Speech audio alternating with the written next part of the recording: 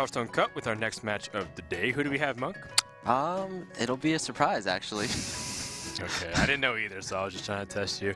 We're having fun here. We're halfway through the bracket, so I realized that Reynad and Masan is walkovers, so we have 4 matches that are decided. Masan has withdrawn for personal reasons, don't know exactly why. Hopefully everything's okay. Yep. Then we have StrifeCro versus RDU still. We have Trump versus Hyped, Amaz versus Tide, and Show versus Firebat. Now, I'm going based off the process of elimination, and I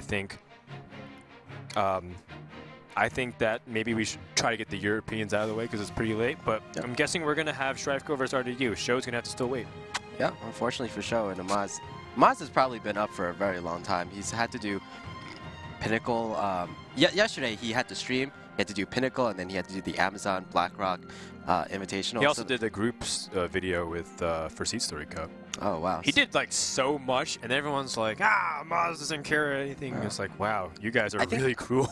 I think he worked like 15 hours yesterday. And it wasn't 15. It was like 19 hours yesterday, right? It was absolutely insane. Yeah. And now, he's still going. Yeah, he still had to do Pinnacle today. He had to stream today, and then he still has to compete in a Hearthstone tournament. Wow. But no. Play more video games. What a terrible life. Terrible life that he lived in. So yeah, next we have actually RDU versus StrifeCro. That's right. RDU comes in on the 2nd place finish. StrifeCro comes in as still the #1 ranked player in all of Gosu Gamers, which is unanimously agreed upon as one of the best rankings to fight for at the moment. Possibly the only ranking to fight for at this moment. Well, there's whatever happened to that ranks that you guys were going to put out, Liquid Hearth. Oh, I guess it was filled that out. It was like a bit too controversial, I feel. Oh, okay. So what happened was Monk definitely polled a bunch of people and asked them to do power ranks of players and just get like a peer rankings in a way. Like ask what the players thought who the best players were, and then you said it's too controversial. Yeah. Oh man. All right. Well, that's too bad because I think we had like a pretty good pool of responses. Yeah, that's true. Overall, I think people at the time ranked Kalento #1. Not too This is surprising. a long time ago. And StrifeCro was around #2. I feel like Firebat actually wasn't on the list back then. It was that long ago. I put Firebat in my top 10, didn't I? Oh, a lot of people. And I put Tiddler also in my top 5, and everyone's like, no, Tiddler's like, who is this guy? So I was ahead. But, Firebat's definitely not even top 10. He's top 5, too. I think Artosis, in his ranking, he put all Asian players. Yeah, he put, like, Transit. And and was it Knowledge or something? The guy that was like, Artosis, come on. It's like, yeah, Riniauer's like top 3 in the world, dude. I'm like, there's not disrespect for Riniauer. Exactly. It's like Kalento and all them. He just ignored them. I have no idea. Oh, we have a Paladin player. Nice. StrifeCro bringing Paladin. And thus, Paladin was played from this tournament onwards by everybody. Nice. Yeah, StrifeCro is the guy that you always follow for kind of decks. Like after GVG, he came out with mid-range Paladin, played it in the first tournament, won that tournament. He also came out with Mech Mage, played it in the first tournament, won that tournament as well. But to RDU's credit, he's also a player that right after expansions hit or right after nerfs or buffs hit, he actually takes advantage of them. For example, like after when bans were first introduced into the system and everyone was banning Hunter, RDU was actually the first player to think, hey, Hunter's best matchup is against Handlock. So if I ban Hunter, then I can just play Handlock. Isn't that great? And he was actually, like, surprisingly the only player who figured it out in that tournament. And he was one of the only 2 players who played Handlock. It was kind of like a round of 8 invitational. But just based on that alone, he won that invitational because of how well he adapted to the metagame at that time. The finals was actually him versus the only other player who had the same strategy of playing Handlock, and he was able to edge it out. Just Toyota. That was Toyota's first coming out of it. And now we see Toyota from time to time as one of the best players, and maybe we'll see it here. Paladin versus Druid. Now, this is what boggles my mind. It's like, Paladin is still a pretty decent class, but yet no one is bringing it post BlackRock Mountain other than StrifeCro. Why is that, Monk? I think it's just people are very tunnel visioned, besides StrifeCro, of course. Their tunnel vision is in the fact that Hunters got quick shot, so they're all just want to try the shiny new toys. Also, they're tunnel vision to the fact that most players seem to agree that Emperor Thorazane is best in Druid. So everyone just by default brings those 2 classes. And then as we can see from Orange, for example, he just brought as his 3rd class his most favorite class. So he brought his Rogue. Whereas other players, they might bring like Mage, for example. All right, well, I still think Paladin is absurdly good if it curves out well. Having Emperor Thorzen into the Paladin also helps it do some really wonky combos. Like if Quartermaster's cheaper and Muster for Battle is cheaper, it's like you can coin Thorzen into turn 6 combo of Muster for Battle. And it's like, how do you actually beat that? You can't. Like most classes would just not be able to deal with that whatsoever. Yeah, not only that, you can like Equality Consecrate for way less mana. Yeah. And usually when you Equality Consecrate, if it's not on like turn 10, you can't develop a minion. But if you do it early on, you can develop like even like a Lotheb perhaps. Yeah, even if it's 1 mana cheaper, it's 5 mana instead of 6. So you're absolutely right. Druid missing its first 2 turns of RDU is bad news. And now StrifeCro, well, he can take advantage of this, developing out that Pilot Shredder and utilizing that Cog Hammer wherever it lands next turn to pick off a really good trade. Yeah, it's interesting that he just went for that right away. I think a lot of other players would have thought about it a bit more, perhaps developing either the Knife Juggler or Cog Hammer or whatever, but I think he's just really afraid of Keeper the Grove, and this is definitely the best option against the Keeper. There it is, the Emperor. The Emperor strikes back. Oh, very nice. Yeah, so he has Cog Hammer or he has Knife Juggler. Knife Juggler allows him to get the juggle in, but the Cog Hammer allows him to potentially pick up a really nasty trade, especially if it lands on the Pilot Shredder, so that way he can go for the trade and then evaluate what comes out. Almost anything that comes out he should be able to kill. Actually, he should be able to kill everything. There's no 5 health, 2 mana drop, right? Yep. The only 5... yeah, there's actually nothing. I was going to think of like Druid of the Flame, but that's 3 mana. It's 3 mana. Yeah, kind of the unfortunate case for StrifeCro, but whoa! And whoa. All right, nah, fair enough. That's kind of like the egg is kind of average. Like, there's actually I don't know if there's a way for you to proc it. But Harrison Jones comes down. I guess through swipes is the only way that you through can swipes make or insurance. Oh, equality. Well, if you have Wild Pyromancer as well in your deck, but right. I definitely don't see StrifeCro running Wild Pyro in this particular deck. Yeah. Yeah, good point. So that Cog Hammer ends up not working out for StrifeCro. He gets his weapon disarmed. Druid draws more cards. Druid's going to be hitting the Emperor a little bit quicker. And I think he has to be mindful of what his opponent's turn 6 play, because if he plays the Sludge Belcher, then it gets contested, it can't kill off the Emperor Thorzen, and he has to spend his mana doing it next turn. Yeah. He can't just drop. Like, if he drops Lotheb, his opponent drops the Emperor, he can trade into it and drop his own. Yeah. That being said, I guess at least the Slime will be able to contest the Harrison Jones. It's true. It's still not the best that you want, but... yeah, it's just being the player on the back foot and also being the player that he started off second, so his opponent's Emperor Thorzen will just get much more value. And basically, as StrifeCro, you can't really play your own Emperor Thorzen because you won't be able to deal with your opponents. Right. And your opponent's having his Emperor Thorzen being alive for 2 turns is more valuable than having your own Emperor Thorzen being on board for 1 turn. He just gained 8 mana. It's ridiculous. Especially because he drew cards off the Harrison Jones. That combination what a combo. Was so disgusting. How did you deal with this? Equality Muster for Battle is actually not too bad. Yeah, that seems pretty reasonable. You can clear the board, develop some pretty decent minions. Just cross your fingers for no swipe. Well, swipe actually wouldn't be too bad here, right? Or if your opponent has a swipe, because if he swipes, because you equality your own egg, then he kills it off. Yeah, exactly. He has the Keeper of the Grove though, conveniently as well. He can also Keeper and swipe on the same turn on 7 mana. The alternative is to... The alternative is to keep equality and go for Knife Juggle stuff. Is that another possibility? It is, but...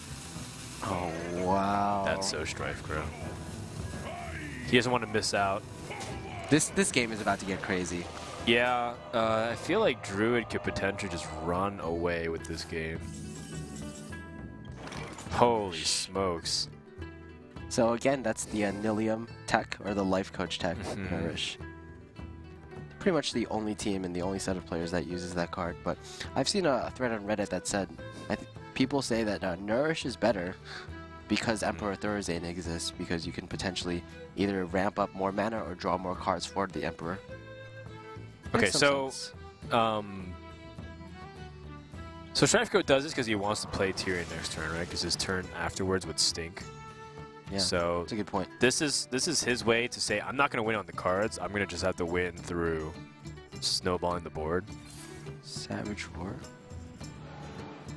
Oh, he can keep her. Okay. He does this instead of the swipe because he values his swipe a lot in this matchup. Right, especially for Muster for battle. That's fair. I can't believe the cost of some of these cards. All right, let's see what they go down to. Swipe for 2. I'm pretty sure we knew what was going to happen there. Now, one thing that is nice is that the keeper has been used, so Tyrion has a higher impact. But once again, another turn where he only gained... Okay, so last turn he gained 8 mana. This turn he gained 7 mana, so that's 15 mana reduction across the board. It's almost getting to the point where in a turn or two, he can play his entire hand and draw more cards to play more cards. Yeah, StrifeCro, he didn't clear the board last turn, and especially he didn't deal with the Emperor. But let's see if he still sticks with the same line of play, because then, like, combo will pretty much be free. It's like, oh, I played, like, Drew the Claw, plus combo, plus, like, 2 Savage Roars. Okay, well, here's Knife Juggler, Muster for battle combinations. Pretty nasty with the quality. Can't believe how cheap that is. It's just 4 mana for such a ridiculous board impact. I thought that StrifeCro was willing to sit on equality. Like maybe he would have sat on equality for like no matter how complicated the board got, he could always equality consecration. But seems like instead he's favoring for an opportunity to perhaps just seize control of the board here. But the swipe, that swipe though. Yeah. Like, the benefit of the swipe is that it's 2 mana. Can you... Hero power. No. You can hero power down...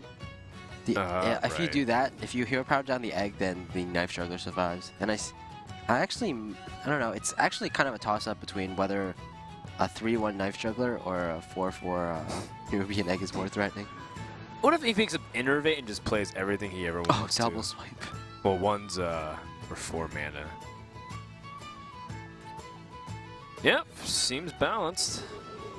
Yep, might as well throw down that 1 mana shade. That's ridiculous. Alright, well, StrifeCro picks up True Silver Champion. I mean, he's got an abundance of weapons at this point. He can put his faith into the light, or he can consecrate to kill off that shade. It's the only chance he'll get to kill off that shade, actually. Kill off the shade and then play Lotheb. That doesn't seem too bad. Yeah, it's more mana efficient too, because Tyrion is a little clunky this turn. I like it. Yeah. To be honest, like, this actually doesn't seem like... Oh, actually just True Silver. Right, it makes sense too. I like it too.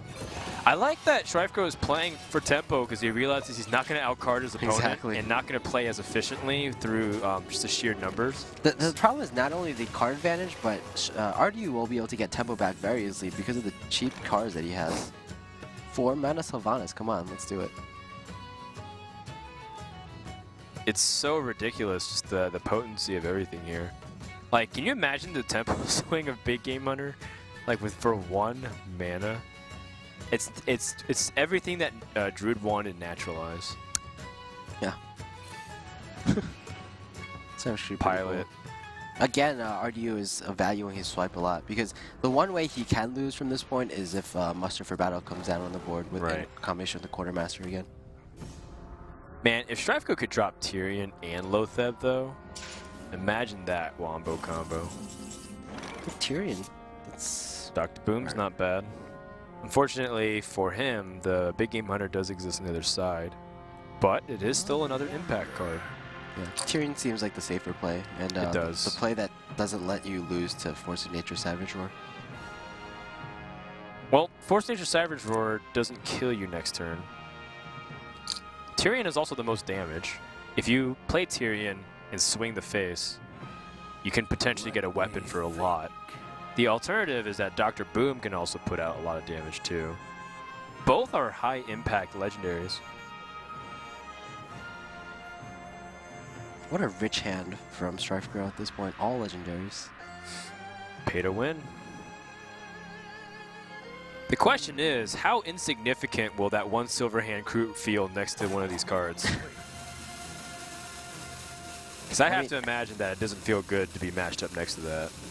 I mean, I think the other side of the argument is that it's looking up to this big legendary, so it's getting like kind of like an aura from it. It's like a Brilliance aura or Command aura. Sure. It's like, okay. Like, oh! StrifeCro didn't attack, playing around Mana Wraith. Okay, a Shrug is about average. There's no spells, really.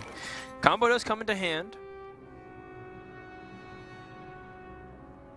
Wait, is that lethal? No. It's like, you have to just count. I actually didn't look for lethal there. Right. Just because like, it's so cheap. Yeah. It's 7 mana. Oh, okay. Well, that's a combo. That is really cool. Oh my goodness. Savage Roar to buff the Sylvanas and steal it with big... Artie's so proud of himself. Oh my god. It's like, yeah, I'm 18 years old and I'm pretty good at Hearthstone. Yeah, I did that play. All made possible because of... Dude, he's posing for the camera. Look at him. Hands underneath the chin. Good for you, little buddy. Ah, StrifeCro's dead. You did it. There's nothing he can do about that. Look, I thought we were talking about, man, Emperor T and the combos that you can make off of that mana usage is absolutely nuts. Yeah, who would have thought that in a single turn you could play Sylvanas plus Savage Roar plus Big Game plus Hunter. Big Game Hunter. And swipe before you do that too. That is just insane. Wow. So each of those 3 cards had to be like -2. Wait. Why did he swipe? Couldn't he have stolen Tyrion? Because there's only a 1/1 left. Yeah, because he had a chance to steal the 1/1 if he didn't swipe. Right? Oh, you're right. I forgot about it. Okay, so I guess that's it. StrifeCro doesn't have anything else to do. Quite unfortunate, but we have to get it for RDU there. He did a pretty epic play, even though he was probably going to win anyway. Pretty awesome. Yeah. Good stuff. So that wraps up game number 1. Let me just write that down. StrifeCro wins Druid versus Paladin. Now, there's still Paladin against Mage and Hunter, but I thought Paladin against Druid was one of StrifeCro's better matchups for sure. Yeah, almost certainly. Most players do think that mid-range Paladin does have at least a slight matchup advantage against Druid. Paladin just has a lot of answers, and that true silver champion can just do a lot of work in. A lot of other key cards like Aldor were really important, but unfortunately, StrifeCro didn't draw them. And I think it really has to come down with the combination of Harrison Jones into Emperor Thursday, and that's kind of like the dream in the mid game, right? You draw as many cards as possible, and then you buff all of them, or you subtract the mana cost of every single one of them, gaining like 8 mana in a single turn, and then like 6 or 7 mana on the turn after. It might have looked like StrifeCro was almost able to wade through, but there's also Nourish, and Wild Growth that he hasn't drawn, so there's still plenty of ways for RDU to start generating even more threats and more momentum swing. So well done to him. Game number 1. Rightfully going to the pride of Romania. And we're going to go into game number 2 with an advantage over in RDU's camp. We've got Mage versus Druid. And if that's Mech Mage, I'm feeling like StrifeCro's in a bad spot here. Also, fun fact, 44 people have predicted the bracket correctly so far out of the hundreds that have done it so far. So out of about 700, I believe? Yeah. So 44 people could still win $10,000. But if RDU upsets StrifeCro, I feel like a lot of those brackets start falling. Yeah, I feel like actually to win one of these brackets, you can't just go for the obvious picks every single time. You have to like predict some kind of upsets. Like for example, Savitz versus Lothar.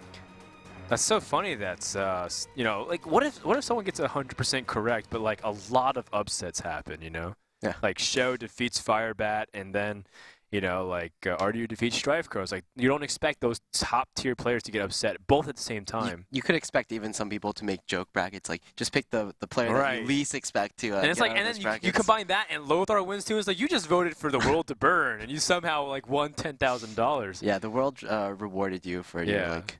Well, because it's nihilistic tendencies. You're picking against, nihilistic tendencies. I like it. You know, it's the fact that all of these upsets would have to happen. We'll see if RDU can continue that train. Anything can still go the way of the way of StrifeCro. Now, RDU does like that tempo mage, and that tempo mage has given Druid fits today so far. Remember that mage versus Druid game in Forsen versus Orange? I remember it like as if it was just an hour ago. Well, it was 45 minutes ago, so your memory's pretty poor, Monk. I'm sorry. I'll try harder next time. And I will try my best to show good casts. I will work Please hard. cheer for me. Thank you for my family for supporting. What are you gonna do with the money, Monk? We get casting. I'm gonna save it for my family. Oh God. Well, that's one way to answer Mana Worm. Kind of a slightly overkill way. Yeah. Do you think it's best to just save this wild growth? Because with that Mana Worm, you see that it's tempo mage.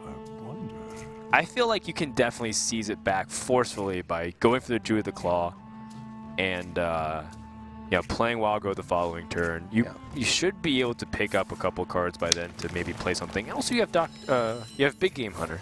Yeah, I feel like the argument for just getting the Druid of the Claw out ASAP is you don't want this Mana Worm to grow too large.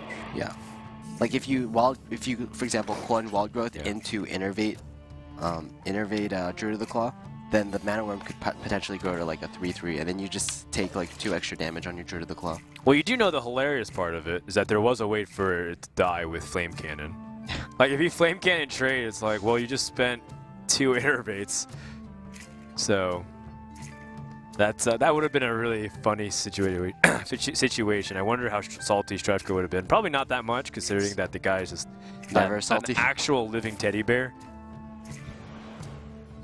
Have you seen the video clip of StrifeCro? Is like, okay. I have. StrifeCro is the nicest guy in the world. Killing out the Mana Worm, definitely appropriate for the power levels, but as a result, allows RDU for a very efficient mana usage of his turn. Yeah, it's kind of a little awkward though. Yeah. Like, you can Frostbolt the Druid of the Claw, but that leaves him with 2 HP. And then with your remaining mana, you can either decide to develop the Mirror Entity, or you can ping it down over the course of 2 turns. Right, but you can Mirror Entity the following turn, though. Right, so you can Frostbolt now, ping, and then pass, and then your opponent... You can play Mirror Entity and ping the next turn. But then, like you said, you're developing... You're missing out the development of the Pilot Shredder. There's not even a guarantee that the Sorcerer's Apprentice will survive the following turn either, so you might not be able to fit all that in the following turn. Well, I think that Druid of the Claw paid for itself. Got 3 cards for 3 cards. So it got the Mana Worm, the Sorcerer's Apprentice, and the Frostbolt. Oh. That's still fair, but usually with your Innervate plays, you're looking for like slightly more, I have to say. Well, as a control player, I think you definitely want to take that kind of initiative, don't you? Emperor T. Unfortunately, it looks like it's possible that Emperor T won't be getting that much value. He's going to be reducing the cost of 1 card. It's actually really funny how Emperor T works in the fact that, like, it's a card that's really bad for its stats. Like, ignoring the effect, right? 6 mana for a 5/5 is pretty bad. You expect something like at least a Boulder Fist Ogre, right? So when you play it, you're usually losing out on tempo. But decks that really go for tempo, they typically don't have a lot of cards in their hand at that point. So decks like maybe Tempo Mage. But whereas decks like that have a lot of cards in their hand on turn 6, they're like Handlock. But usually if you play that on turn 6, you might just die because like your opponent is too aggressive and you lost too much on tempo. Really interesting observation, Monk. Now, Loathtype coming down here disrupts the coin Ancient of Lore play for StrifeCro. He'll be in a lot of trouble, in fact, because he's going to be missing a drop. He can't play anything. In fact, he has a Hero Power Pass, unless he picks something else up. Anything 6 and under would be great. It's not bad. That's one of the best cards he'd have asked for, other than another Druid of the Claw or Sylvanas. Oh wait, I guess his own Emperor. Yeah, there's a lot of cards that he could have drawn, so it wasn't like that. Well, that would have been. Yeah, that's true. He cashed in next Rammus too. So RDU gets a pretty significant board lead here. Emperor does reduce the cost a little bit, but the important thing is that if these two get reduced in cost and he picks up, you know, Fireball or Frostbolt, that gives him more opportunities and options next turn. Yeah. I would imagine that this Kirantor Mage, if we fast forward like 3 or 4 weeks, it's probably going to be a Flame Waker, right? Yeah, I would think so. I just remember that Raynad was saying that he thinks Flame Waker is going to be the key to the Flood Mage deck. Okay. Because he says... Like, yeah, it makes a lot of sense. Yeah, because you have Mirror Entity for 0, or sorry, Mirror Image for 0 a lot with Sorcerer's Apprentice. And so if you Flame Waker, and you have Sorcerer's Apprentice on board, and then like, you have those things, and then you like, you know, Echo of Medivh, and you get all that stuff. It just like controls the board so much. Yeah, it's essentially like Zoo, right? Sort of. Man, this is really tough. A lot of board and combat math involved here, but looks like RDU or StrifeCro is in a really difficult spot here. RDU looking to just steamroll StrifeCro with this mage. I mean, it's entirely possible that there's a board clear. In fact, there's a kind of a guaranteed board clear here. Right. But after that, like, the boom bots are going to hit. Almost certainly. Okay, so the way to guarantee is to pilot Shredder into 1 and then, yeah, and then to use a boom bot or swipe. No, you'd want a boom bot first, right? Yeah, and then swipe. Meh. Actually, very mediocre result. Very bad.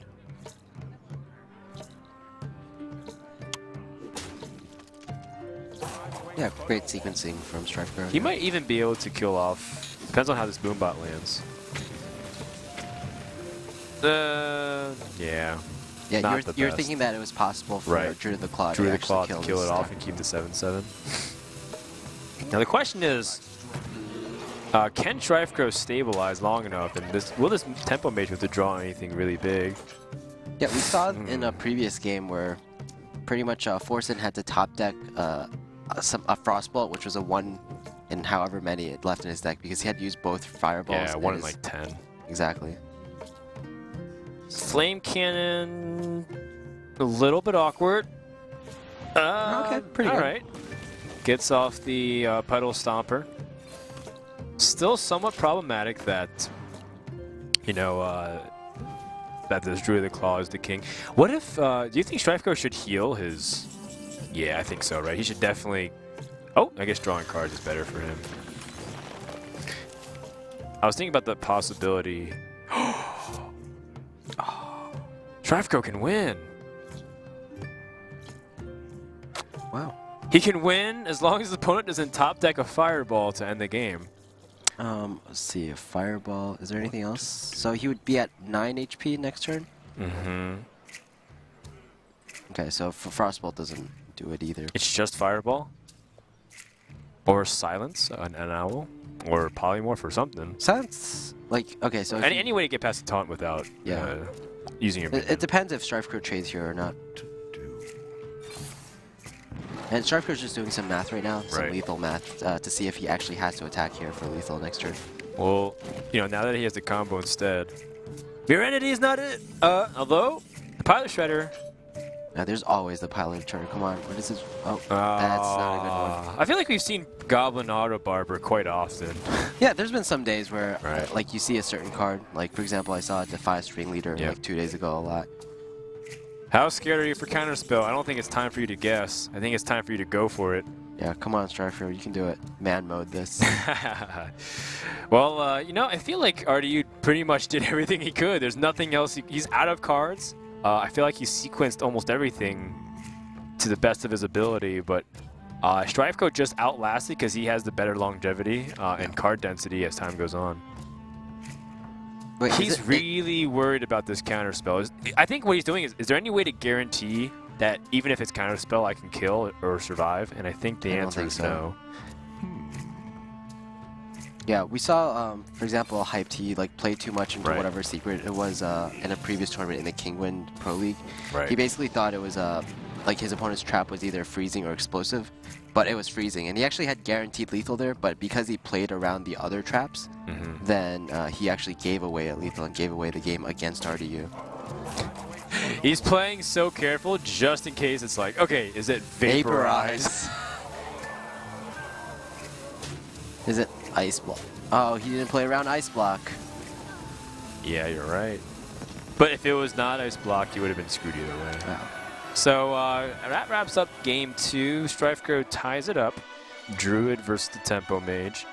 And now it's Paladin Hunter versus Mage and Hunter. That's an interesting mix. Yeah. I want to see this Paladin deck again and see how well it can perform against the field. More importantly, I want to see justification that that the Emperor is good in a lot of mid-range decks in general. Yeah, and perhaps even more importantly, I'm hoping to see non-Druid games because both Druids, they've each taken a game off their opponents, and now we definitely won't see any more Druid for the rest of this match at least. 8 for 8. We made a couple predictions, but one of the least bold predictions we've made is that Druid will be chosen by everybody to bring at this tournament. So you actually was thinking that like all Druid, every player would play Druid? Because I guessed one player wouldn't play Druid. Well, I guess that every player would play Druid. Druid. Now, the interesting thing is that only one player hasn't won with Druid. And that's Savitz. Even every person has at least won one game with Druid so far. Even if they've lost 3-1, it's always been the Druid game. That's the same for Nadia. It's the same for Orange. It's the same for, well, RDU or StrifeCro. Yeah, Druid, besides Savitz, it's definitely a class that if you bring it to a tournament, I guess you just happen to win a match. So if you, I guess if you, this is advice for if you ever go up against Amaz or against Reynad, some of your favorite pros, and you have to play them in a Conquest format, bring Druid and you'll at least... advice for me. Yeah, you'll at least be able to say... I guess Frodian's bringing Druid to Seed Story Cup 3. Oh, man. Right. Don't reveal your lineup on stream. I'll tell Everyone's them. listening. I'll bring that. I'll bring a Hobgoblin Warlock that Dog made, and then I'll bring the... What kind of Druid are you bringing? Your secret special Druid? I'll bring Frodian Druid. Okay. I'm really excited. And then I'll play like old school Pirate Rogue. That'd be sick. That's my lineup. Are you gonna play Salty Dog? Is Dog in your group? No. Lothar's in my group. I'm also in a group with Hyped and Zalay, but those guys are scrubs. I'll take money. All right. No problem. No problem. StrifeCro, he's got Hunter versus Mage. And RDU's got Mage versus Hunter. That's going to be tricky. I personally don't like this matchup as the Mage player. Just because I never feel like I have the time to appropriately respond to what Hunter does. Yeah. The only exception is like if you somehow stabilize and then, one, if you have Kazan Mystic to really bring back the trap in your favor, and then two, if they start a little bit slow and then you know, you have like the Sorcerer's Apprentice to earn you like a lot of tempo. And then I'm like, okay, then this matchup's okay. Yeah, I feel like in a lot of other matchups, the explosive traps and the Unleash the Hounds aren't too relevant. They kind of help you race for damage and clear the board somewhat. But in this matchup, for example, the explosive traps actually do so much work against your Sorcerer's Apprentice and against your own Mad Scientists. Absolutely. Oh, you know, Counterspell might catch something unique too, right? If you get off a Mad Scientist, it catches the Unleash or the Kill command, prevents your opponent from going for lethal. But generally speaking, it's that opening hand, just spells. We'll see what he gets with the Kirin Tor Mage. Maybe he can gain some tempo through there, but generally speaking, it's going to be tough if StrifeCro just gets a pretty decent curve. He already has a turn 1 play. I just noticed this Kirin Tor Mage art. Like, I never realized she had, like, hands. That's actually pretty cool. Like, I always thought it was, like, I'm not really sure. Like, there were actually spells coming from where her hands should be. It's one of the... It's a very different art style, too, compared to some other cards. It's... it looks kind of like Prismata in a way. Okay. Right? It's like, it's very futuristic. Not very... Oh! Alright, so I guess we're just going to relaunch the spectator client in just a second. The players didn't disconnect, we disconnected. But that opening hand, though, from StrifeCro seemed to be following on curve. Was he thinking about keeping the Abusive Sergeant, or is it just a delay on the delay on the client? What do you think? I feel like when you have the Leopard Gnome in your open hand, you don't necessarily have to keep it on as player 1. We did see, though, that Nadia was a player who played Phase Hunter, and she actually did keep the Abusive Sergeant in her opening hand, but that was as player 2. Right, that makes sense when you have the coin. And we'll get that up in just a second. RDU. I'm okay. Monk, you're hanging in there, man? You're going to make me solo cast this? No, I would never do that to you, Frodan. Oh, thanks, buddy. RDU's hand is look pretty bad. That Fireball, what are you going to Fireball? Fireball 3-1 Wolf Rider? 4/4 Misha is probably the only reasonable response. Yeah, but then you have the Frostbolt for that, right? Yeah, precisely. So yeah, you really want that as to like, what's the, like? I guess you could Fireball Leroy. Fireball the Fireball. You know, I do have a question. So you brought up the Kirin Tor Mage's arc. So we're reloading the game real quick, guys, for you. Actually, I believe we're actually going to do a re-game because the game might have actually disconnected it as well. Oh. Yep. Okay. What's your favorite card art in the game? My favorite card art, probably Golden Alexstrasza. Golden Alexstrasza, huh? It's very different from regular Alexstrasza because Golden Alexstrasza has like really cool flames and everything coming out. Fair enough. I really like Demon Heart, man. That card art is really cool. I actually don't know what Demon Heart looks like. Really? I don't know it off the top of my head. Like that art is sick. I would certainly recognize it, but I actually can't describe what it's there. I don't watch enough Dark Onyx games. Is the real problem. Or just played a lot of bad decks. Although maybe Demon Heart can make a comeback. I don't know. I think it's one of the coolest arts in the game for sure. I mean, I think certainly Demon Lock will make a comeback with the Imp Gang boss and the Demon. Help me out here, Demon Wrath. That's right. The I actually don't know what kind of card that does. It's just like AoE, right? Yeah, it's AoE. It's an AoE Hellfire that doesn't affect demons for 3 mana. Oh, right. Does 2 do AoE. 2 damage to everything that's non-demon. Yeah, so just a lot of synergy with like even Flame Imp and I think it's a good card. Egg. I think it's a really good card. I think demon decks are going to be super scary soon. Yeah, certainly. Super scary. Just because you have that as like AoE clear, that means you don't have to run Hellfire anymore, and you still can keep the egg. And we can see because you can keep the egg without worry, right? We can see Silent Storm definitely winning a lot more tournaments because of it.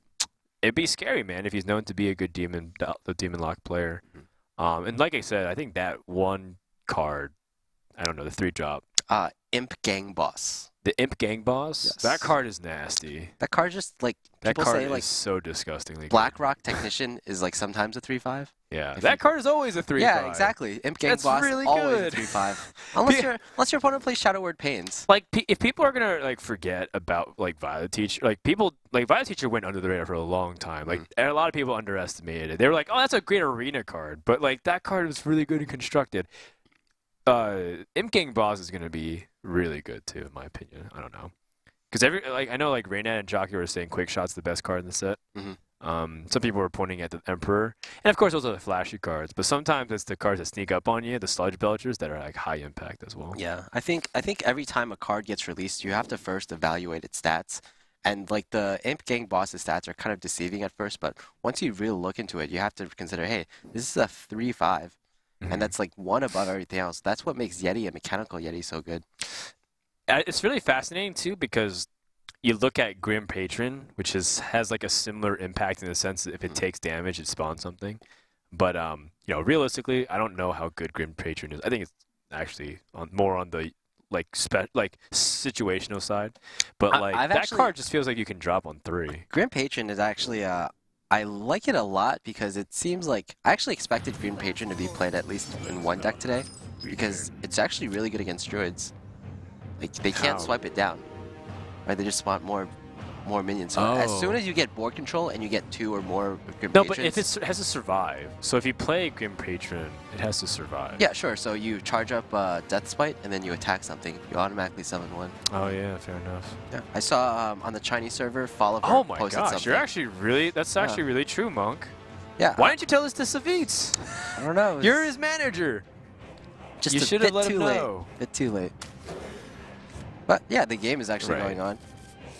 I just want to see Commanding Shout with Warsong Commander. Like the 3-card Wombo combo. See, this is what you see. Everyone's like, oh, it costs too much mana, but you have Emperor Thorazine. So what you do is you reduce those costs to 7 mana or 6 mana, or maybe even less. Yeah, the Chinese deck that I got this Grim Patron from, this Grim Patron deck, it actually had Emperor Thorazine for exactly that. Basically, Math Warrior. Yeah. Grim Patron, Warsong Commander, Commanding Shout, Profit. That combo just needs to happen once, and we'll make the Trolled and highlight video. Yep. Well, actually, we're getting into a game right now, and it's StrifeCro has a new hand, or rather, RDU has a new hand, and it's going to be so much better. Yeah, that's actually a lot better. considering that he has stuff to do in the early turns. It's actually like from one end of the spectrum to the other end of the spectrum. Because you have your 1 and 2 drops, whereas before, like, you just had burn spells. That's quite fortunate for RDU. How does StrifeCro retaliate here? He's hovering over the coin because the Leopard Gnome just gets easily picked off. Knife Juggler does contest, but if it's a Frostbolt, he's also in trouble, which does happen to be. Okay, so he goes with the Knife Juggler here. I actually wouldn't have minded the Mad Scientist either, because even like if your opponent has a Frostbolt or any kind of spell, then it trades. But you also have the Glaive Zuka follow up anyway, and if like, let's say this didn't happen, and the Mad Scientist survives, you can buff up the Mad Scientist with the Glaive Zuka to take out the Mana Worm. So right here, does StrifeCro Dark Bomb this Mana Worm? I don't think it's that type of matchup where you try to play the control. Yeah. You let the Mad Scientist go. If it pops, then it gets Explosive Trap. And it's like you say, you might be able to Glaive Zuka Leopard Gnome next turn. I like it. And I'm actually siding with a little bit of your play. In the maybe StrifeCro could have considered the Mad Scientist previously so that he can get the tempo early on. However, the Mad Scientist, oh, he does Dark Bomb. Wow, StrifeCro's playing Control Face Hunter? Yeah, actually, at this point, RDU is not entirely sure what kind of hunter this is. I guess if you do run Quick Shot, it's almost certainly Face Hunter, though, yeah. I'm just so fascinated, man, by what we just saw. I guess he saw that the Mana Worm was so threatening on the board. Like, the Mana Worm would have just traded, like, 3 or 4 for 1 at that point, right? Or at least 2 for 1, at the very least. Well, yeah, it traded for 1 for 1. Quick Shot. It traded 1 for 1, but also just the threat of it forced StrifeCro to play a little differently. Like, he didn't go for Leopard Gnome turn 1, for example. Not the easiest trade here for RDU. What does he best want to activate the trap for? Killing off the Mad Scientist does mean that the Explosive Trap does come in, but what if that's a Freezing Trap? Counterspell stops the Animal Companion. Yeah, that's kind of really funny. It's an Explosive Trap. I don't know. Like, we've seen some players go for Freezing Traps, so if he somehow got a Freezing Trap, that would have been really bad news for RDU. StrifeCro doesn't really strike me as the kind of player who would run 1 Freezing Trap in a deck. I think he, I don't know why, but I feel like he would run like 1 Snake and 2 Explosive, or just 2 Explosives plain. This spell that came out of RDU's deck, Counterspell, it's actually a lot better than Mirror Entity, because normally when you Mirror Entity a Hunter, like, you basically get like a Wolf Rider, for example, and the Wolf Rider, you get the effect of the Wolf Rider, or you get the stats of the Wolf Rider, but you don't get the effect, which is the charge ability. So it's like much less valuable. Now that Mirror Entity's been played, StrifeCro can safely assume it's a Counterspell and Mirror Entity. So there's actually not that much guesswork. That's a pretty good draw too, the Ironbeak Owl. So that way he has an opportunity to make sure that the Mirror Entity has low impact, if any at all. Yeah, that being said, I think like no options are good here. Like pretty much everything in your deck is either a spell or a minion. Sure. Besides the weapons, of course. So StrifeCro is essentially going to be locked out at least for 1 turn. And in that 1 turn, RDU will have a chance to play the Emperor.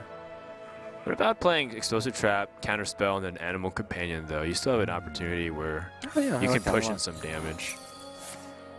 The Explosive Trap's not going to be super valuable anyways.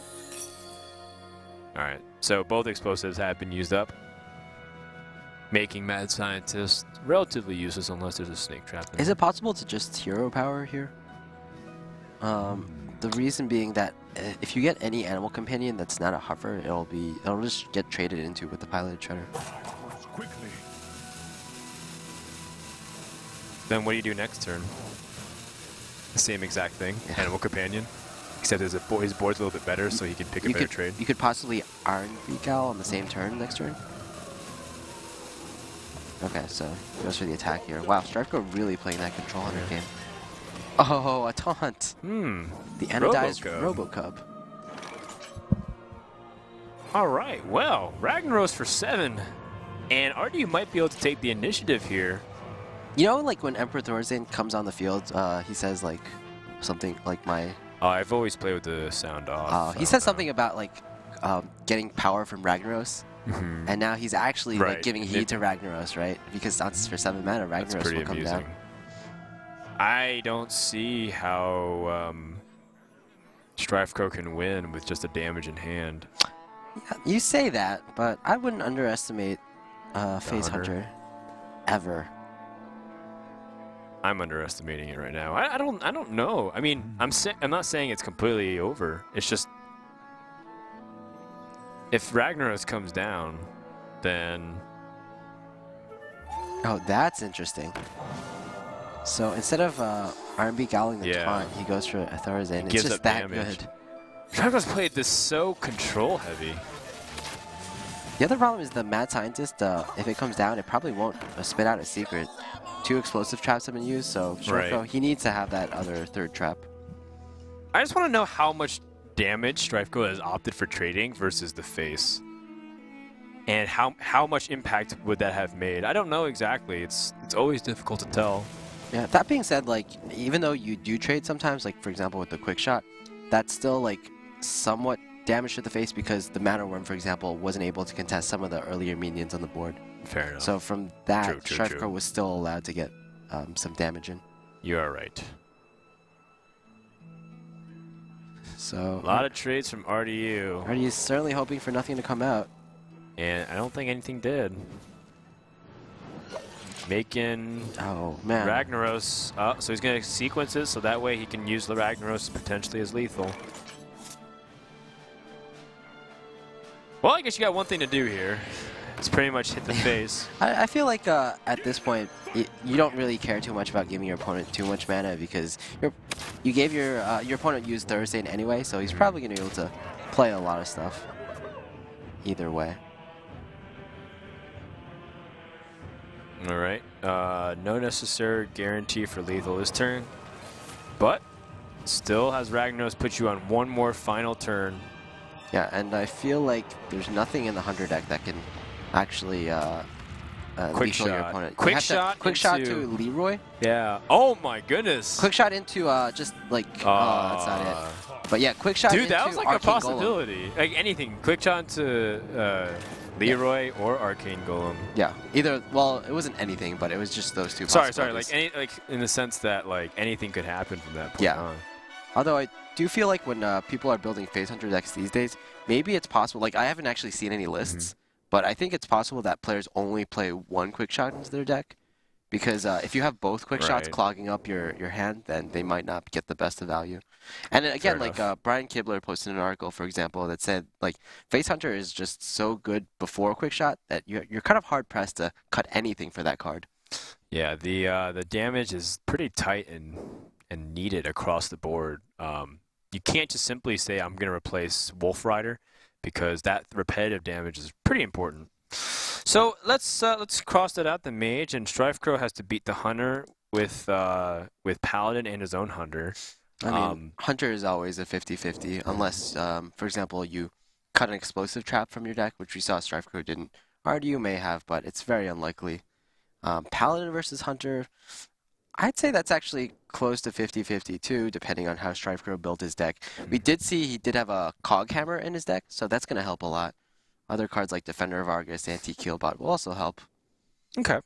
Well, I think the Paladin can definitely do it. In fact, some people say that Paladin is definitely one of the best classes against the Hunter. But first, you have to win the Mirror.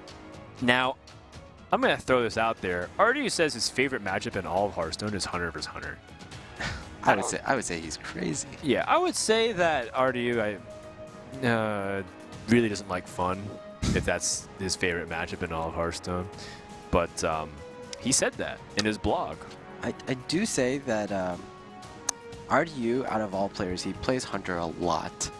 And like usually when he gets to like his top ranks in Legend over the past year, for example, over January, February and March, he has done it with a Hunter deck, whether it be just Face Hunter or mid-range. It's because he thinks Hunter's the best at ladder and climbing. It's just so efficient, strong.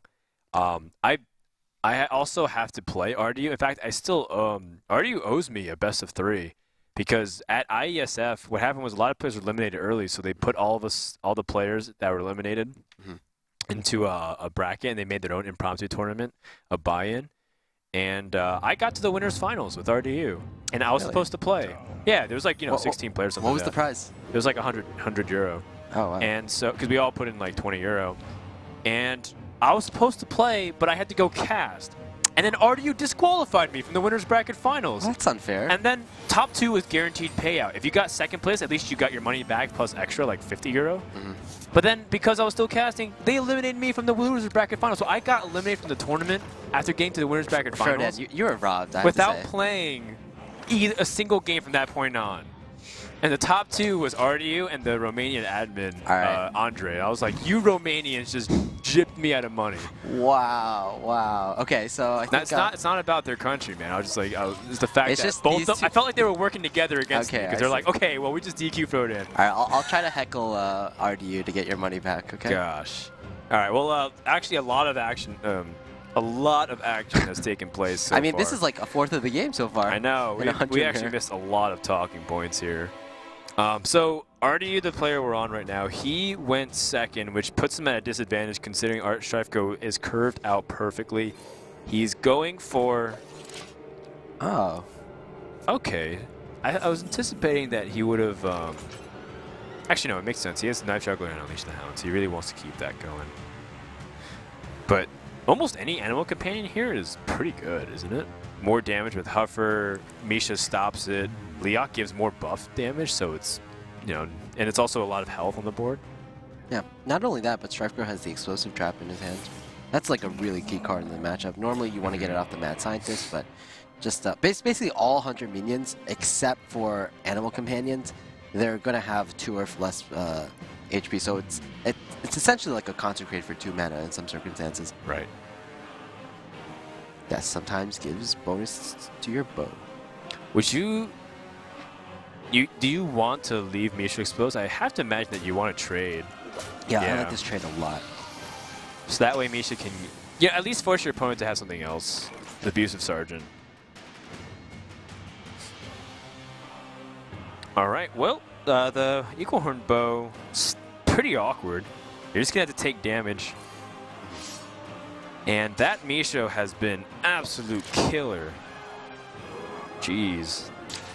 Wow, so it's much better than even a Huffer in that situation. And because Misha forced a trade, it's like it actually reduced the impact of Unleash the Hounds because it's a minion that needs to take damage. So this is what RDU has been waiting for, his power turn. But it's not even as powerful as I thought it would be. Yeah, StrifeCro has been doing a great job of controlling the board to limit his minions to a sizable 2. Like, this is like pretty much the perfect number of minions you want on your side of the board, right? Right. 2. 2 is just threatening enough, but not threatening enough for... not big enough for Knife Juggler, Unleash the Hounds to be able to swing the game around. All right, Unleash the Hounds. Where are the Juggles going to go? If they go to the face both times, that's awful. Oh, man. Uh-oh. Oh. StrifeCro cracks a smile. Yeah. Now it's like, oh, you can see at least the Mad Scientist up, but the trade has been made even. And now StrifeCro will be able to return that favor with his own Knife Juggler Unleash. Yeah, should he do it? Question is that you can do it, but you just have to evaluate whether or not it's the optimal play. I think you do have to do it because StrifeCro likely only runs Explosive Trap. So his only other play would have been like to actually play the Explosive Trap or kill Command the Face, something like that. It's good damage. Now that Unleash the Hounds has been used, would you like to preserve the Mad Scientist or preserve the dog to get a little bit extra damage in the next course of turns? It only depends if he has Explosive Trap. You can actually kill the dog with a number of options. Oh, just for face. He leaves it up. I like it. I like it. It's the only instance where the Abusive Sergeant, which he showed that he didn't have. He showed that he didn't have the Abusive Sergeant. That's where he gets punished. Or so to speak. I mean, StrifeCro is so far ahead in the race. It's almost comical at this point for RD to try to catch up. Yeah, especially with that explosive trap. Right. And he has to even use quick shot. To try to climb ahead on board. Yeah, it's also the problems with quick shot. You can't really combine it with Leroy Jenkins, right? You can. You just Leroy first. Yeah, but like you need like it'll be at least turn 6 before you can actually use quick shot to draw a card in that circumstance. And I feel like if you're using quick shot like that, you might as well be running something like man. You might as well be running something like Arcane Shot, right? Yeah, fair enough. But yeah, this is looking quite bad. In fact, quite close to unwinnable. Even completely unwinnable, I would say. Yeah, he has to attack the face somehow. And you can't even Leroy explosive. In fact, he might. StrifeCro has an explosive up, right? Yeah. Yeah. Actually, that's guaranteed lethal. Right. Yeah. So, out of all the games that we've seen today of Hunter, I actually haven't seen quick shot being used to draw a card yet. Like, I mean, it'll draw one now, but it's not really. No, it won't even draw. It's he's gonna have another card. Oh yeah, that's true. Like he'll probably he'll be able to draw now, but like he doesn't need to. So out of like the 5 or 6 times it's been played, it's just been used as dark bombs, right? It's just more damage though, and more importantly, it's direct damage that can bypass taunts. That's true. So I don't mind it. Sometimes it's just like a vanilla kill command that you need a little bit cheaper. Yeah, it's just interesting how like if you just put dark bomb in every single deck, every class will use it slightly differently, right? Yeah. How would Yeah, that's a really good point actually. I'm trying to think about like how classes like Priest would use a card like Dark Bomb, but Priest, I guess it would use it with Wild Pyromancer. Right. But they have and make it Smite swipe already. Yeah, make it. Well, it is. A Pyromancer plus that is equal mana to swipe. Just Yeah, back in the day, people were using Wild Pyromancer plus Wrath in order to clear zoo boards, and it's pretty much like you have 4 swipes in your deck. Yeah, well, that was the way you can stabilize, but this time around, it's not going to be the same thing. Paladin versus Hunter to close out the series. Who will advance to the round of 8 to play Reynad? That is the top half of the bracket finalized. Isn't that the real reward? Not the $10,000, but the chance to play Reynad. The chance to play Reynad, you're right. Masan was not able to make his match, personal reasons. So the winner of this will get Reynad as their opponent to the top 4. Yep. And Paladin versus Hunter. This matchup is, well, every time I want to say it's good, it's okay for the Paladin gets steamrolled. So I'm gonna say that it's tough for Paladin. Okay. I would say it's pretty close. It depends on the shielded mini bots. Depends. Muster for Battle is an important card. Yeah. Well, StrifeCro does get 2 very important cards in his opening hand, the Muster and the Coghammer. But yeah, he's really looking for that shielded mini bot and zombie chows if he runs them. Shielded mini bot, I feel like that's the most underrated card in the game, certainly. Like it's underrated. Yeah, it's so like especially when GVG first came out. It's really efficient. So efficient. It almost can trade with anything on its manic slot plus a little bit more. Like there's only a handful of cards you can't trade with at 3 mana. Like Mukla, for example. But even then, it's like you play a little bit more mana and you trade really well into it. Yeah, when it first came out, I don't think anyone put it in their top 10 lists. Right? Yeah, you're right. I'm going to go back and read that list, man. I do it every time I want to just have some fun and lull. Yeah. People were saying everyone had like Trogzor the Earthinator as #1, for example. Right. Or, Vol'jin. But Vol'jin ended up being... Vol'jin is still like pretty good. He's pretty good, but I haven't seen him in a priest list in a long time. Well, there's still in like the standard priest list, but yeah, you're right. Like Light Bomb Priest doesn't run it, for example. So yeah. Choices. Shielded Minibot does arrive, and it is pretty efficient normally, but your opponent has a couple of minions on board here. I like Shielded Minibot because it sets you up for a Consecrate in the following turn. Oh, that's an excellent point. And then it gives you the Pilot Shredder. Plus, you still have a minion on board. Like, worst case scenario, your opponent gets a Leok, but you can still clear mostly everything in that worst case scenario. If you're RDU, you just start putting more damage on. 7 damage this turn. That's so much for 3 mana. The question is, Does RDU play around the Consecration? I like playing around it. Just go for face. Fit in a hero power there. Yeah, for sure. I wonder if RDU kept the one, like, did he keep one of these Unleash the Hounds in his opening hand? I don't know. Yeah. I guess he did. I'm being told he did. Yeah. Yeah, so normally you do want it against a potential monster for battle, but he's going to get slightly punished here, I feel.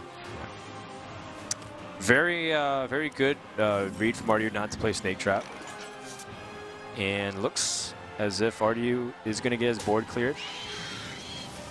Can he follow it up, though? I mean, if it's just a single trap and StrifeCro finds out, like, say if it's just Hero Power and Snake Trap next turn, StrifeCro will be in tune with this and find out that it's Snake Trap, and then we'll play around it as much as he can. Oh boy, that's not what he wanted. Oh, looking bad for RDU in this moment.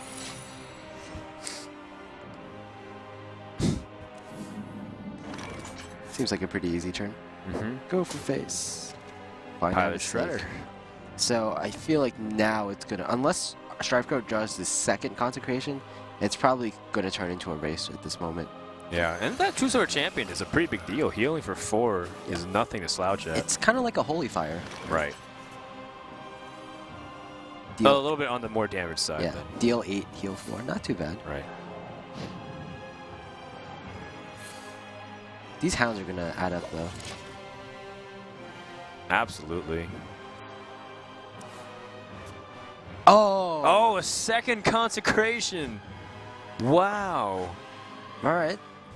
So, Does he want to play Lotheb instead so he can win the race? Let's see. If he does 6 damage this turn, he puts his opponent at 20. Next turn, he'll have 11, so put his opponent at 9. But he only has 6 mana to play, so he only can do... Yeah. And his opponents will have access to Unleash the Hound's kill command the following turns. We can see StrifeCro counting on his fingers at this moment. I mean, he can still activate Snake Trap and then clear the board. Will he win the race that way, though? This is basically when StrifeCro has to tap into his matrix code and see all the possibilities in the next like 3 or 4 turns. If you put him at 22 and you play Consecration here, you put him at 20, you only have 6 damage on board next turn, so you can challenge him for 14. So that gives still puts you 3 turns away, but you still can play True Silver Champion and buy a little bit of time. You know, I don't think I mind popping Snake Trap here before he gets weapons. True Silver Champion, he's just going for the race straight up. He's inviting him. Oh man. Straight up, and he's gonna use Lotheb to lock out a kill command. That's his game plan. Oh, it's gonna be pretty great. Like even though if he didn't have the Consecration, it would make this turn much more difficult. I feel like this is one of the circumstances where, for a lesser player, drawing the Consecration would actually lead you to losing because you fall into the trap. Right. It's bait. Now, if you're RDU, are you gonna sense that, or are you gonna play the Worgen Infiltrator and Hero Power? I would have to imagine you feel confident enough that you'd Hero Power, right? And play the Worgen. Yeah. But how much damage is on board? 5, 6, 7. And then if you attack, you gain to 10 health. Hold on. So if StrifeCro attacks right now and plays Lotheb, his opponent can only have 4 damage on board plus the 5 from the Hero Power, so it'd be at 9 damage, and he can't play anything. He can't play any spells. So the other option is for StrifeCro to Consecrate here, and probably not Hero Power. And he would put himself to 10. Actually, that's the much better play for sure. Wait, is that the winning play though? Because of Unleash the Hound's kill command? Unleash the Count. Yeah. That's 7 damage. Yeah, that's lethal. That's just enough, actually. And like this Hero Power doesn't actually even matter. Oh man, unfortunately, it's like for StrifeCro right now, if he played Lotheb, I think he had a chance to win. But because because of the exact damage being generated by Unleash the Hound's kill command and the exact mana. Oh no, he's got 7 mana. He's got more than that. Yeah. Like, I think this is like the only way for StrifeCro to lose. Like if he played Lotheb, like the only thing that Lotheb would do is like save him from this Unleash the Hound's kill command, right? any other option, like if you had an Arcane Golem or a Leroy or Wolf Rider, it would have killed StrifeCro at that moment. I mean, realistically, RDU could have just drawn a Charger right here. No, StrifeCro would have won. Wow. It would have been the difference between him advancing and him losing. RDU takes it with Hunter and advances to the round of 8, and the dream is dead, Monk. Like we both guessed StrifeCro yeah, we picked StrifeCro for the bracket. We're not cheering against RDU, guys. It's just that it's the first blemish in my record, so drat. And I am actually now 1 for 4. You're 1 for 4. Yeah, so. Congrats to RDU, man. He played excellently. Love some of the small decisions he made, playing around Consecration as much as he can while still putting out damage. And every point mattered. If he played any differently and missed a single damage anywhere, he would have lost the game. Yeah, as much of a Hunter player RDU is, I think he knows that each point of damage matters, and he did try to fit everything. And like you said, like playing around Consecration and fitting in those hero powers every single turn, there were some circumstances where he could have just tried to put more damage on the board, or, for example, put an earlier Snake Trap on the board instead of hero powering. But if he did that, we know that he would have lost the game.